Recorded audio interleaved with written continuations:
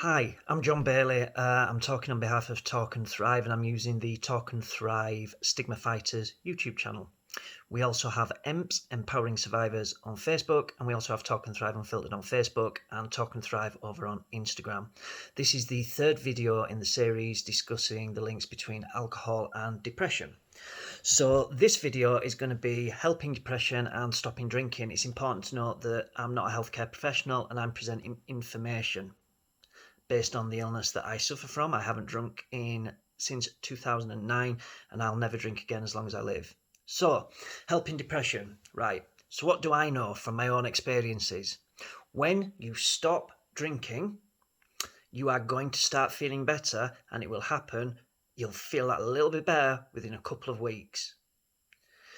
What I would say to you, anybody suffering, is concentrate on the alcohol first, and then the depression, if it's not lifted after a couple of weeks.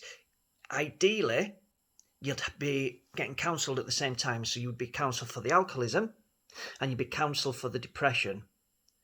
If you focus on the alcoholism and you're still talking through depression, this is what I mean. So the alcoholism, if you can cut the drinking out there, then you can start to focus on the underlying issues because they will all come to the surface. But if you're not drinking, you'll find yourself, and it sounds strange, but you will find yourself, or at least I did, I found myself able to cope better because my coping mechanism I'd started to get rid of, and I had other ways of dealing with things, which was talking things through. And it's painful, it's stripping yourself back, but it starts to work. So after a couple of weeks of not drinking, you are going to feel brighter. There's no shadow of a doubt.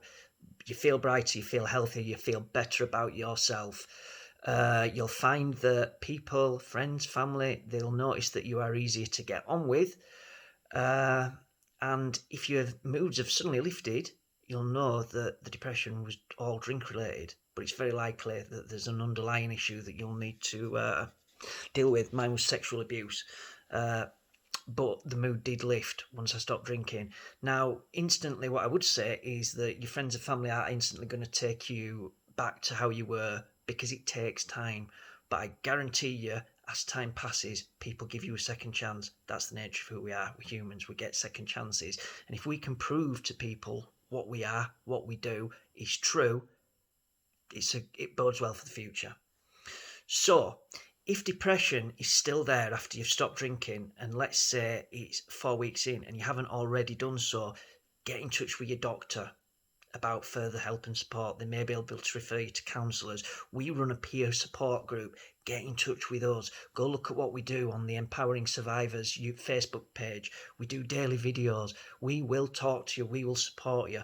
It's worth talking about. There's missing piece. There are peer support groups in our area which will help and which will support. That's without a shadow of a doubt. If you get in touch with your doctors, they will signpost you and they will get you the help. We're peer support groups, we can help. And it is useful to talk over your feelings without a shadow of a doubt because you don't want to mask them anymore. You may find out, and you may already know, that the drinking is linked to a crisis in your life. Like I said, mine was sexual abuse. Other common issues will be relationship, unemployment, divorce, bereavement, and I would recommend counselling. If it's sexual abuse like me, I would recommend Surviving York. So if the depression does not lift and it's particularly severe, your doctor may recommend a talking treatment called CBT, cognitive behavioural therapy, or they may suggest antidepressant medication.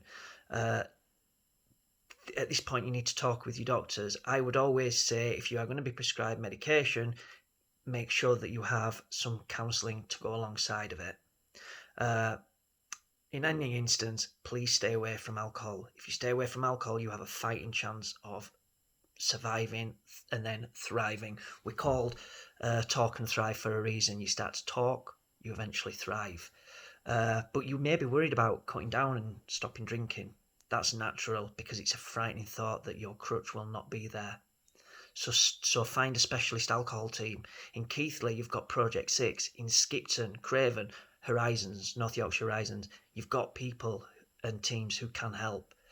If you're unsure, your doctor, they'll talk to you about local services. Remember, Changing habits, changing lifestyle is a challenge. It takes time. But once you have took the time and you've fought, your lifestyle changes, your habits change, and you become a different individual than you were when you started the journey. So this video completes the series. This one was called Helping Depression, Stopping Drinking.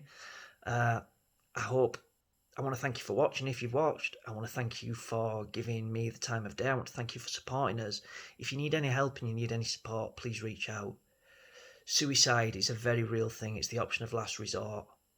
Please choose to talk before you choose the option of last resort. I'm John Bailey. This is on the YouTube channel Talk and Thrive Stigma Fighters. We have EMPS, Empowering Survivors, on Facebook. We have Talk and Thrive Unfiltered on Facebook, and we have Talk and Thrive on Instagram. Thank you very much for watching.